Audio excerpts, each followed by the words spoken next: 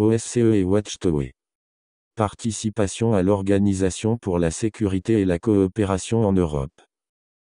À partir des années 1990, la société Watchtower a pris l'habitude de participer, aux côtés de très nombreux organismes divers, à des conférences organisées par l'Organisation pour la sécurité et la coopération en Europe OSCE, un organisme de nature politique. Pour l'organisation Géovist, cette participation revêt une fonction stratégique. Par le biais de cette tribune, les dirigeants des différentes branches des témoins de Jéhovah d'Europe espèrent exercer une forme de lobbying pour leurs propres intérêts et se donner une respectabilité. Présentation. Avec 56 États de l'Europe, l'Asie centrale et en Amérique du Nord, l'OSCE est la plus grande organisation mondiale de la sécurité régionale. Elle offre un forum pour les négociations politiques et la prise de décision dans les domaines de la prévention des conflits, la gestion de crise et la réhabilitation post-conflit, et met la volonté politique de ses États participants en pratique grâce à son réseau unique de missions sur le terrain. L'OSCE a une approche globale de la sécurité qui comprend les aspects politico-militaires, économiques, environnementaux et humains. Elle aborde donc un large éventail de préoccupations liées à la sécurité, y compris le contrôle sur les armements, les mesures de confiance et de sécurité du bâtiment, les droits de l'homme, celle des minorités nationales, la démocratisation, les stratégies de maintien de l'ordre, la lutte contre le terrorisme et les activités économiques et environnementales. Tous les 56 États participants bénéficient d'un statut égal, et les décisions sont prises par consensus sur une base politique, mais non contraignante juridiquement. En date de 2011, l'OSCE disposait de 56 États participants d'Europe, d'Asie centrale et d'Amérique du Nord. Albanie, Allemagne, Andorre, Arménie, Autriche, Azerbaïdjan, Belarus, Belgique, Bosnie-Herzégovine, Bulgarie, Canada, Chypre, Croatie, Danemark, Espagne, Estonie, États-Unis, Finlande, France, Géorgie, Grèce, Hongrie, Irlande, Islande, Italie JPG Italie, Kazakhstan, Kirghizistan, Lettonie, Liechtenstein, Lituanie, Luxembourg, Macédoine, Malte, Moldavie, Monaco, Monténégro,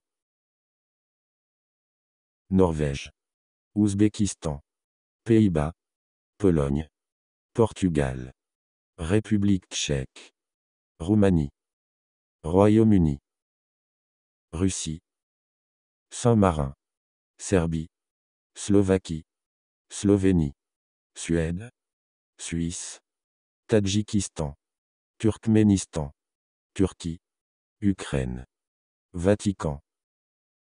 Par ailleurs, l'OSCE entretient des relations privilégiées avec 12 pays, qui sont connus en tant que partenaires pour la coopération. 6 d'entre eux sont dans la région méditerranéenne, Algérie, Égypte, Israël, Jordanie, Maroc, Tunisie, et 5 en Asie, plus l'Australie. À partir des années 1990, des relations formelles ont également été engagées avec les pays asiatiques suivants. Japon, 1992. Corée du Sud, 1994. Thaïlande, 2000. Afghanistan, 2003. Mongolie, 2004. Raison. Voir aussi affiliation à l'ONU. En 1991, l'OSCE, alors connue sous le nom de la CSCE, a annoncé son intention de permettre un meilleur accès des ONG aux États membres et a invité les ONG concernées à l'enregistrement de leur intérêt l'année suivante. Cet arrangement est entré en vigueur formelle en 1992 suite à l'acceptation du document de Helsinki, chapitre 4, en particulier le paragraphe 15, dans laquelle les États participants ont décidé de faciliter, lors des réunions de la CSCE, des réunions de discussions informelles entre les représentants des États participants et des ONG, et de fournir un encouragement à l'organisation de séminaires des ONG sur les questions liées à la CSCE. En accord avec cette décision, les ONG, Les gouvernements et autres participants sont encouragés à organiser des réunions parallèles à la réunion sur la dimension de mise en œuvre de l'homme sur les questions pertinentes de leur choix. Le statut de la Watchtower en tant qu'ONG avec l'Organisation des Nations Unies lui a permis de frapper à la porte de l'OSCE et de s'impliquer dans le dialogue avec les grands acteurs mondiaux, et pas seulement politiques, mais aussi religieux. Le statut d'ONG auprès de l'ONU garantissait l'acceptation en tant qu'acteur et ONG au sein de l'OSCE, formellement la CSCE. En 1991, la Watchtower avait demandé et obtenu le statut d'ONG auprès de l'ONU. Ce statut leur a également permis un accès direct dans les couloirs de l'OSCE. Bien que les pleins avantages des dispositions offertes par l'OSCE pour les ONG n'aient pas été repris par la Watchtower ou par les diverses associations des témoins de Jéhovah jusqu'à ce que Stephen Batt, alors correspondant aux affaires religieuses au journal The Guardian au Royaume-Uni, ait exposé publiquement, dans 2 articles publiés les 8 et 15 octobre 2001. Le fait que la Watchtower était en fait une ONG associée avec l'Organisation des Nations Unies. La Watchtower retira alors son statut d'ONG auprès de l'ONU, mais maintint le même pied dans la porte et son influence politique en utilisant l'OSCE avec une importance particulière sur le fait d'être associé à toutes les autres religions par le biais de TANDI, autrement dit le système d'information sur la tolérance et la non-discrimination. L'OSCE a régulièrement rendu compte des activités des témoins de Jéhovah, puisque la Watchtower a commencé l'association en tant qu'ONG avec l'ONU en 1991. Mais depuis 2001 et le scandale de l'ONU, la Watchtower a uniquement compté sur leur association avec l'OSCE dans un seul but de lobbying des États souverains et des décideurs au sein des divers ministères des États et des gouvernements. La présence des témoins de Jéhovah, et, à son tour de la Watchtower en tant qu'ONG dans les couloirs de l'OSCE, leur permet également d'accéder au Saint-Siège, Vatican, qui est un État membre à des fins de lobbying, si le besoin devait se présenter. La Watchtower et l'Association des témoins de Jéhovah ont considérablement augmenté leurs activités et leur présence au sein de l'OSCE depuis 2006. L'Association européenne des chrétiens témoins de Jéhovah, European Association of Jehovah's Christian Witness, maintient une présence constante, avec une grande partie de la charge de travail et de la négociation initialement réalisée par Paul J. qui était celui qui répondit en 2001 à Stephen Batt du journal The Guardian lors de la révélation de l'association de la Watchtower comme ONG avec l'ONU. La Watchtower a, depuis le retrait de son statut d'ONG auprès de l'ONU en 2001, utilisé un certain nombre de ses représentants clés afin de construire et d'entretenir une relation avec les responsables gouvernementaux et les représentants des Nations Unies en rapport avec les pays et les zones dans lesquelles la société rencontre des ennuis, notamment la France, la Russie, Singapour, la Géorgie, l'Arménie, l'Azerbaïdjan, la Corée, pour n'en nommer que quelques-uns. Si, en surface, les activités de la Watchtower semblent être en relation avec les violations des droits de l'homme et la persécution, alors il ne serait pas nécessaire d'avoir une présence ou d'intervenir régulièrement lors des séminaires organisés au sein de l'OSCE. Autrement dit, par sa présence soutenue, la Watchtower va plus loin en essayant d'exercer un lobbying et d'influencer la politique et les décideurs, y compris les États-Unis, l'OTAN, l'Union européenne, et tous les 56 États membres de l'OSCE. Avantages.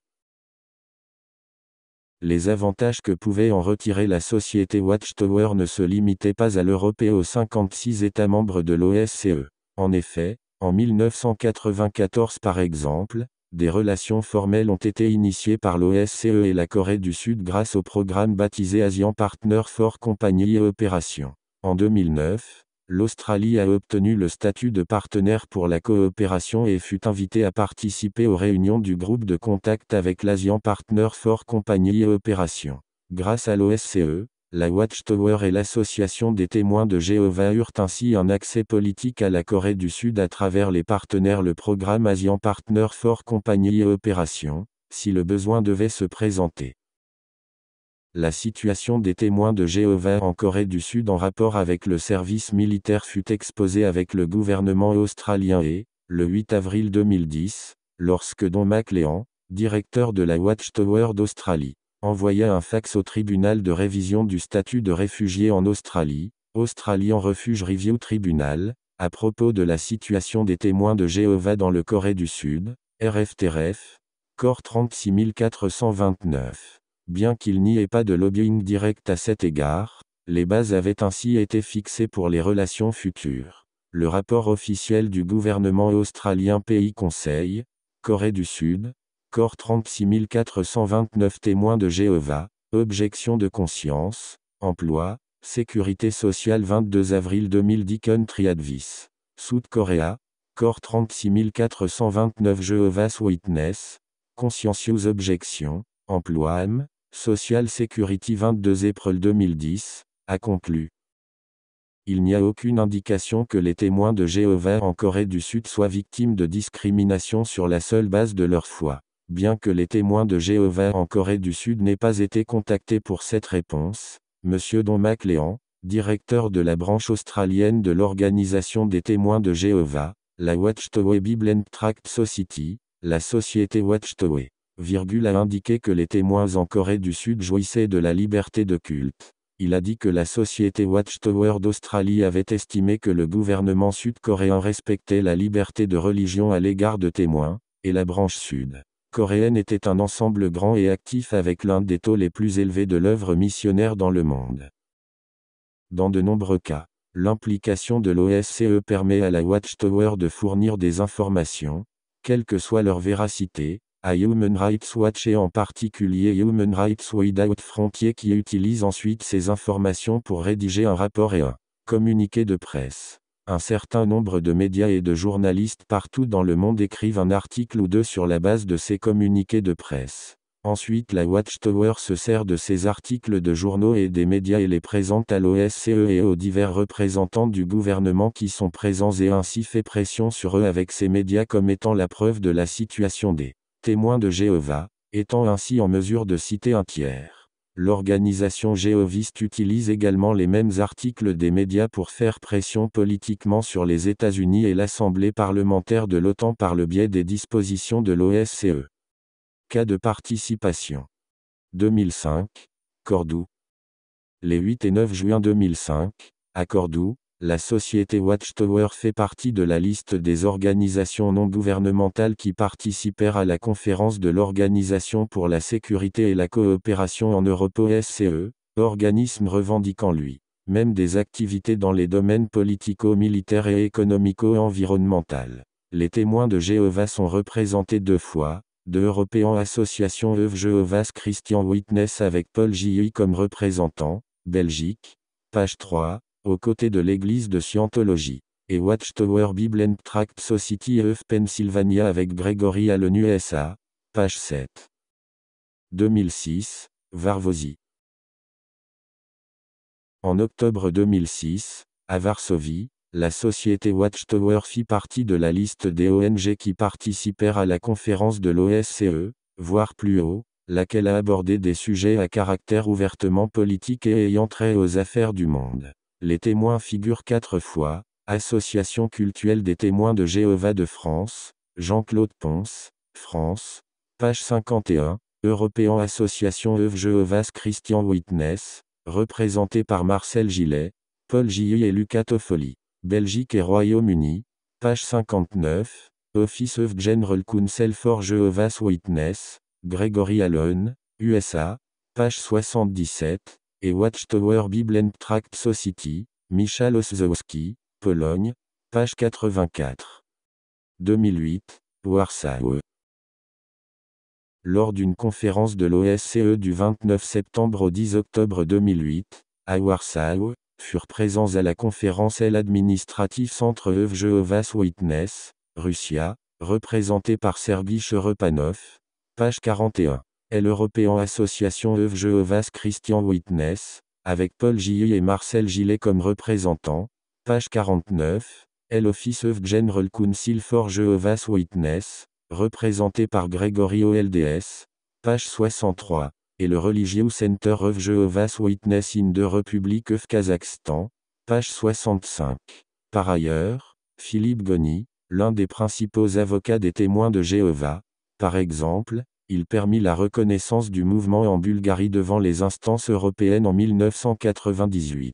et le défendit fréquemment aux côtés de l'avocat témoin de Jéhovah Alain Garret sur les questions relatives au culte, à la transfusion sanguine et au service civil. En outre, il a été le président de l'Association médico-scientifique d'information et d'assistance du malade, AM, et a écrit un livre intitulé Les témoins de Jéhovah, pratiques cultuelles et lois du 9 décembre 1905, 2004, l'Harmattan. Il est également délégué du Parlement français dans l'Association européenne de droit rural, enregistra son cabinet parisien comme ONG et figura lui aussi parmi les participants à l'OSCE en 2008.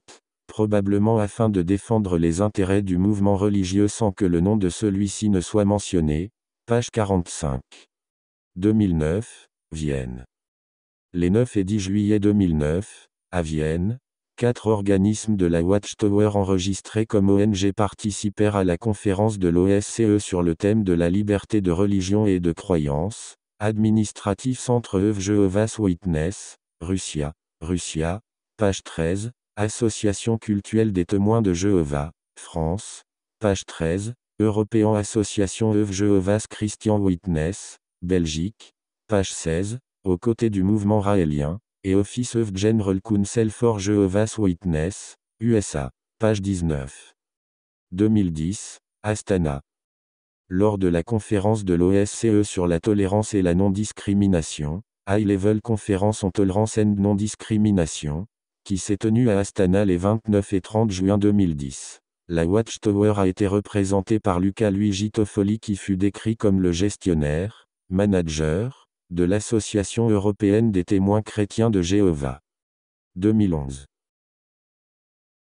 En 2011, la Watchtower et l'Association des témoins de Jéhovah unirent leurs forces avec le Bureau de confession musulmane, le Bureau bulgare, et Human Rights Without Frontiers en tant que partenaires et convocateurs pour présenter le 27 septembre 2011 le programme suivant, les actes de violence d'extrême droite par des partis politiques contre les musulmans et les témoins de Jéhovah.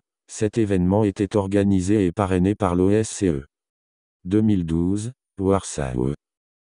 Du 24 septembre au 5 octobre 2012, à Warsaw, 2 associations jéhovistes, l'Administrative Centre of Jehovah's Witness in Russia et la European Association of Jehovah's Christian Witness, participèrent à la réunion de l'OSCE portant sur l'accomplissement de la dimension humaine. Human Dimension Implementation, HDIM, la plus grande conférence annuelle d'Europe sur les droits de l'homme et la démocratie, organisée afin de servir de plateforme pour les États participants à l'OSCE, les partenaires pour la coopération, la société civile, les organisations internationales et les structures de l'OSCE pour faire le point sur la mise en œuvre des engagements concernant la dimension humaine, discuter des défis associés, partager les bonnes pratiques et formuler des recommandations pour de nouvelles améliorations.